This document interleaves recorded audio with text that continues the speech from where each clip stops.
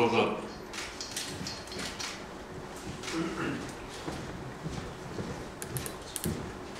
Себебі бұл жаңа мен айтып кеткен елді мекенде сөніп жатқан, оның бәрі ол әуе желілерде қосалқы станциялар атырау жарықтың балансында емес, меншігінде емес.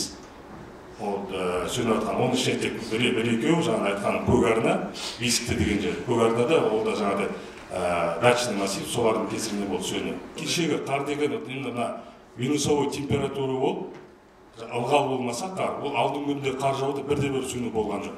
Мен сіздің жауабыңызбен негізінен айтқан бойым, дымқыл қар өйтетін болса, кішкене жаңбыр жауса, бәрі тоқтайды деген сөз.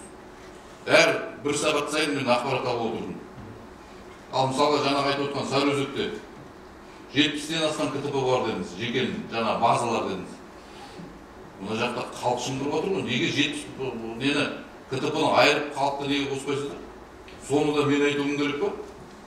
Алгоритмдерің болу керек қой. Бірінші кезекте кім? Халық тұрғын. Ең бірінші кезекте мен кеше айттым ғой.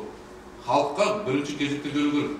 Сендер түсінесіңдер ме? Электр желісіне қазір көп зат байланысты. Даже газы болса да ішіндегі бүкіл насосы, басқасы бәрі электр қуатына байланысты. Электр желі болмаса, ол сенің газың бардан не пайда? Жылу жүйесі жұмыс істемейді. Бірде-бір диспетчер телефон алмайды.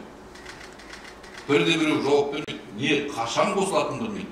Не бригада жұмыс істеп жатқан, не істемей жатқанын білмейді. Оның бәрін кім түсіндіріп отыру керек?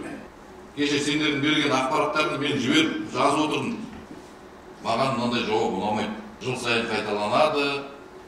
Ал жекенігі, мынау мемлекеттікі, мынау атырау жарықты деген. Бұл деген біз өзара осы жерде отырып алып, өзімізге жүктелген жауапкершілікті бір-бірімізге лақтырып отырмыз. Біреуміз атырау жарықтан көреміз, атырау жарық жекеден көреді, жеке тағы біреуге sıra салады. Оның кесірінен барлық тұрғындар халық былай айтқанда зардап шегіп отыр. Әріптестер олай болмайды. Атырау жарықтың жұмысына қатысты біз тағы да ертең жиын өткіземіз.